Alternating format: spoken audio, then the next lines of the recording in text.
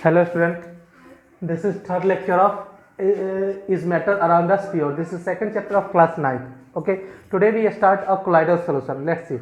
A colloidal solution is a heterogeneous mixture in which the size of particle lies between the solution and suspension. ठीक है, colloidal solution क्या होता है? एक प्रकार का हेट्रोजेनियस मिक्सचर होता है जिसके पार्टिकल का साइज जो होता है वो सोल्यूशन और सस्पेंशन के पार्टिकल के बीच में होता है। एक चीज आप हमेशा याद रखिएगा, हेट्रोजेनियस मिक्सचर और होमोजेनियस, क्योंकि हर जगह जब हम पढ़ रहे हैं टाइप्स ऑफ सोल्यूशन तो उसमें हेट्रोजेनियस और होमोजेनियस आता है। होमोजेनियस हेट्रोजेनियस थोड़ा सा हम फिर से समझा रहे हैं। होमोजेनियस जिसमें जो कंस्टिट्यूएंट पार्टिकल है वो पूरे भाग में एक समान मात्रा में यूनिफॉर्मली मिक्स होता है, वो होमोजेनियस। और जो कंस्टिट्यूएंट पार्टिकल पूरे भाग में यूनिफॉर्मली मिक्स नहीं होता है, एक समान मिक्स नहीं होता है, वो हेट्रोजेनियस मिक्सचर होता है। तो कोलाइडल एक ऐसा ही हेट्रोजेनियस मिक्सचर है जिसके पार्टिकल का साइज सॉल्यूशन और सस्पेंशन के पार्टिकल के बीच में होता है। Colloidal particles can easily scatter a beam of light or scatter a beam of visible light. This phenomena is called Tyndall effect.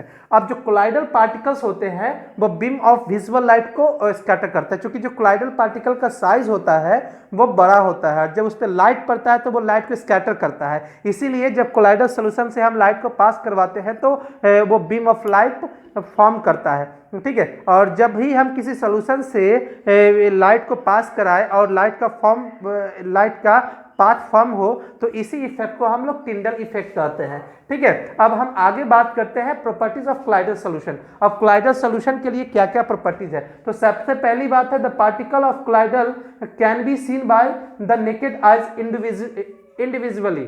किसी के द्वारा भी कोलाइडल पार्टिकल का जो सोल्यूशन है या जो उसके पार्टिकल उसको आप देख सकते हो अपने आंखों से। It is heterogeneous mixture and can the solute and solvent can be separated by filter paper. ये एक का हेट्रोजेनियस मिक्सचर होता है जिसके सॉल्यूट और सॉल्वेंट के पार्टिकल को आप फिल्टर पेपर के द्वारा अलग कर सकते हो। चूंकि इसके पार्टिकल का साइज बड़ा होता है फिल्टर पेपर में जो पोर होते हैं उससे, इसीलिए वो फिल्टर पेपर से पास नहीं हो जाते हैं, सेपरेट हो जाते हैं।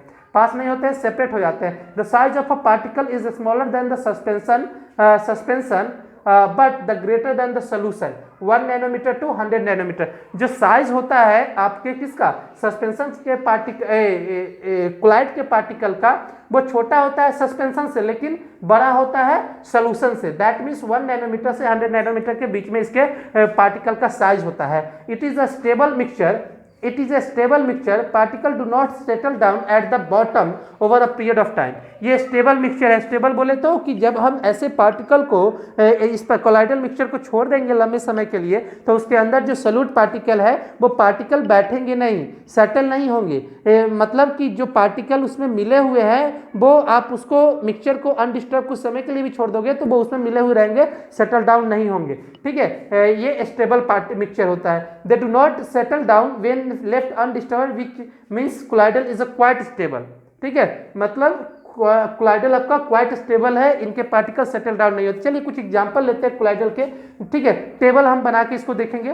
तो सबसे पहले हम डिस्पर्स फेज देखते हैं, डिस्पर्सिंग मीडियम फेज देखते हैं, टाइप देखते हैं और इसके एग्जांपल देखते हैं। तो डिस्पर्स फेज लिक्विड है और डिस्पर्सिंग मीडियम गैस है।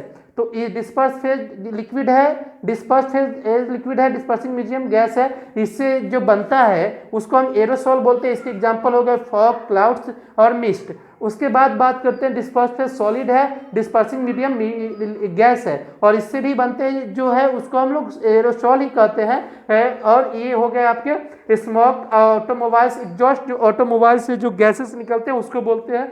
यहाँ फिर देखते हैं गैस है, फिर लिक्विड, इससे बन गए आपके, इससे जो बने वो फोम होते हैं जैसे शेविंग क्रीम।